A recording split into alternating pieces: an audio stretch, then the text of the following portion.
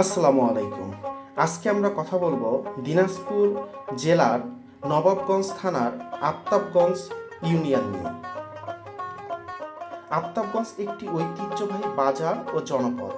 এটি নবাবগঞ্জ উপজেলার গুরুত্বপূর্ণ বাণিজ্যিক কেন্দ্রগুলোর একটি এবং দীর্ঘদিন ধরে আশেপাশে গ্রামে কৃষিপণ্য ও নিত্য প্রয়োজনীয় পণ্যের লেনদেন কেন্দ্র হিসেবে পরিচিত হয়েছে।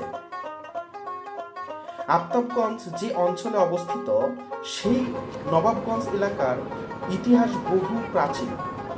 করতোয়া নদীর তীরে এই অঞ্চলে পাল যুগের একটি গুরুত্বপূর্ণ বৌদ্ধবিহার প্রতিষ্ঠিত হয়েছিল, যা বর্তমানে সীতাকোট বিহার নামে পরিচিত। প্রত্নতাত্ত্বিক খননে এখানে বহু প্রাচীন নিদর্শন পাওয়া গেছে, যা প্রমাণ করে যে এই এলাকায় অষ্টম শতক থেকেই জনবসতিপূর্ণ ও সাংস্কৃতিকভাবে সমৃদ্ধি ছিল।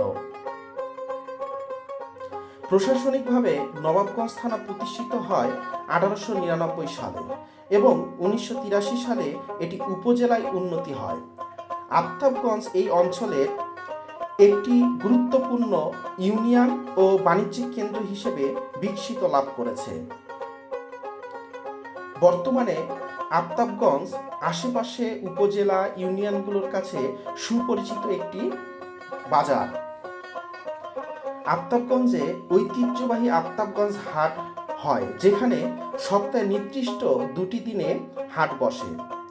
এই হাটে কৃষিভিত্তিক অর্থনীতি ও ধান, সবজি এবং অন্যান্য কৃষিপণ্যের বেচা কেনা হয়। সেখানে রয়েছে স্বপ্নপুরী মতো একটি পর্যটক কেন্দ্র। আফতাবগঞ্জে আরও রয়েছে তাজমহলের আদলে নির্মিত আফতাবগঞ্জ জামে মসজিদ। ব্রিটিশ আমল থেকে আফতাবগঞ্জ ধীরে ধীরে একটি গুরুত্বপূর্ণ হাট বাজার হিসেবে গড়ে ওঠে। করতোয়া নদীর আশেপাশে কৃষকেরা ধান, পাট, গম সহ বিভিন্ন কৃষিপণ্য এখানে এনে বিক্রি করতেন, ফলে এটি উত্তরাঞ্চলের একটি পরিচিত বাণিজ্যিক কেন্দ্র হিসেবে পরিণত হয়।